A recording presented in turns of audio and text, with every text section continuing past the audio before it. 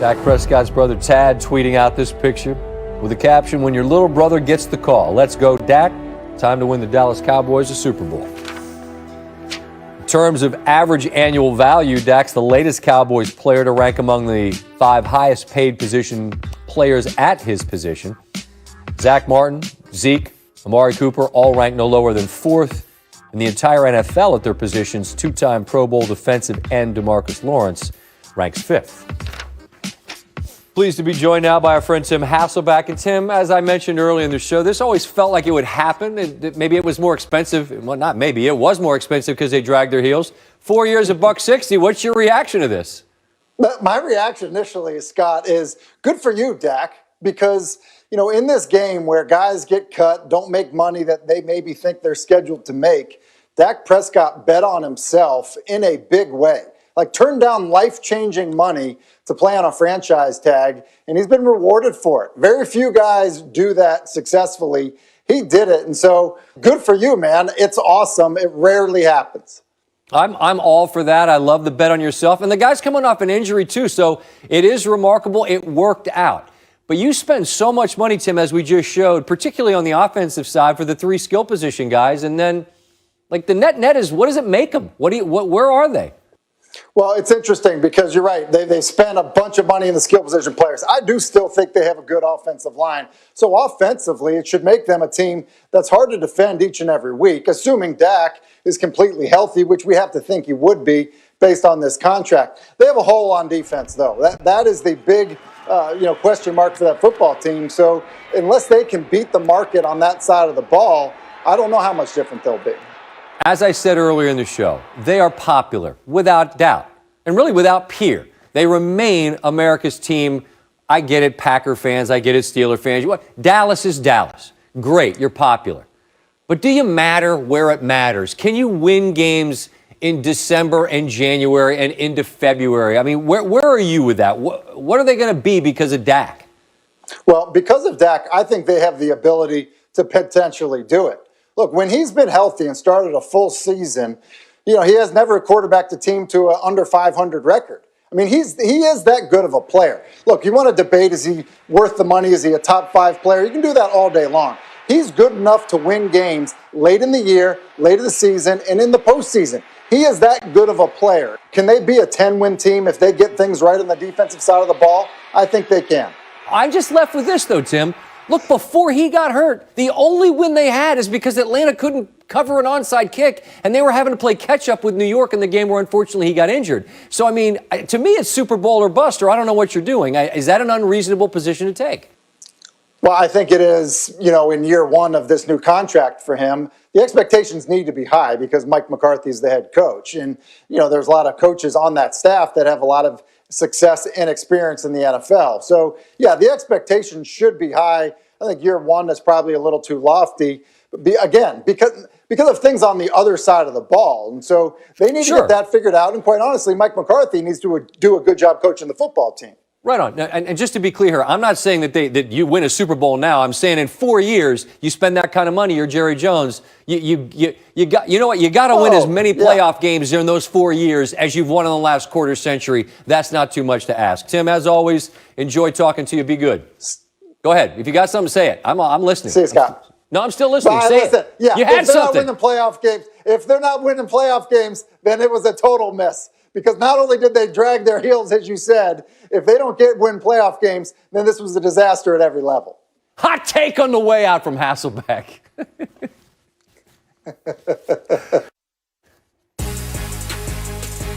Unbeaten. I don't feel like that's getting enough love. Coming up, Dallas and Dak Prescott agreed to terms on a massive deal. I believe that it is Super Bowl in the 4-year window or bust. Or what are we doing? Plus, highlights from around college hoops. It's championship week, Steve's favorite week of the year, even more than next week, which is nonsense, including a last-second loss by a 1 seed. And Monday means bad beats, doozies. San Diego State, you had them, thoughts and prayers. We begin with the best thing I saw today. Oral Roberts, South Dakota State Summit League Conference semis. Not San Diego State, Steve. No. South Dakota State. Unreal game. A great game, high-level game, big scoring game. Max Asmus, this guy's a scorer, but he's not scoring. It's out to Kevin O'Banner for the dunk. Oral Roberts is up 3. Baylor Shireman. Stay on your feet. Oh, draw him off the ground and get the foul attempt on the three. Brutal. He makes all three. He did. At 28, I believe, in the game. Scorer. All right, Asmus is shooting. All right, I knew that before he shot it, and so did everybody on the floor because he's a shooter, he's a scorer, but not this time. But wait! Oh, Banner is a scorer, a tipper at the buzzer. Weren't sure if they beat the clock.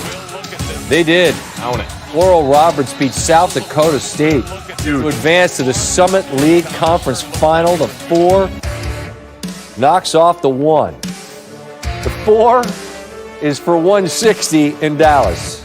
Dak Prescott joins Patrick Mahomes, the only players in NFL history to earn $40 million in terms of average annual value. No surprise, the 4 highest paid players, all quarterbacks. Prescott's $40 million figure wipes out the previous high given to a player drafted in the 4th round or later. That was $33 million to Kirk Cousins. That's interesting because Washington, you remember, franchised him and got more expensive, and then he left. Dak comes off an injury-shortened season where he was off to a prolific start. The most, am I ahead of myself here? Do I need to slow down? There you go. Do your research. The prolific 4-game start, most passing yards by any quarterback over any 4-game span in the history of the NFL. It was just 1 in 3, though. Dallas scored more than 32 points per game in games Dak started last season, but that dropped all the way down to just over 21 in the 11 started by either Andy Dalton, Garrett Gilbert, or Danucci. Ben DiNucci. Dak, one of 15 quarterbacks selected in the 2016 draft, only one still with his original team. Even in a draft with Goff and Wentz, it's Prescott who signs the biggest contract of the bunch. Big-time deal, big-time money, and this is win the Super Bowl money, the end. There's no other way to frame it if you're Dallas. And Dak's played in 3 playoff games thus far, 1 win. Keep in mind, prior to the injury last year, Dak had done his part, massive numbers, as we just showed you.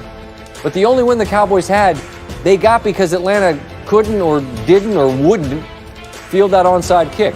It felt all along like Jerry Jones was going to have seller's remorse if they didn't do the long-term deal. It was always going to happen, but why they dragged their heels, which ends up costing them a bunch of money, only they know. So now Dallas hopes to avoid buyer's remorse and actually matter.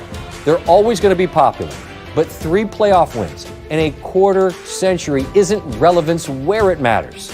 They're paying Dak to matter there, on the field. Who wants to dance?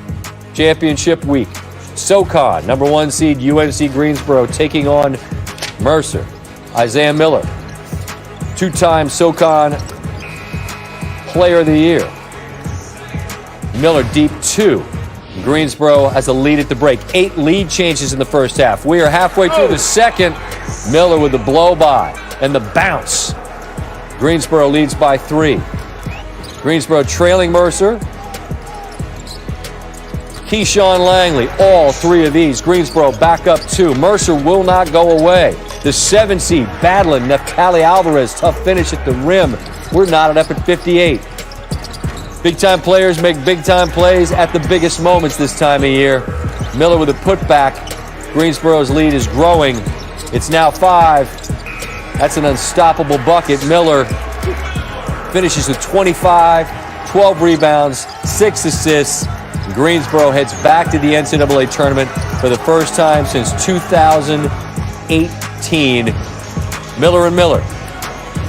Warm embrace there. Man, it's so great to see this. So great to think about getting a tournament that we didn't get last year. Spartans earned that 4th NCAA tournament where they are winless in 3 trips. 4-point loss to Gonzaga in 2018. Joe Lunardi currently has them as the top 13 seed. All things go through Isaiah Miller, as you just saw, the only player in league history to win Player of the Year and Defensive Player of the Year in consecutive seasons. Sun Belt final. Number 1 seed Georgia State trying to make 3 straight appearances. App State trying to get there for the first time in 2000. Justin Roberts, layup there, and Georgia State leads by 7, but it was just 2 at the break. App State down 1.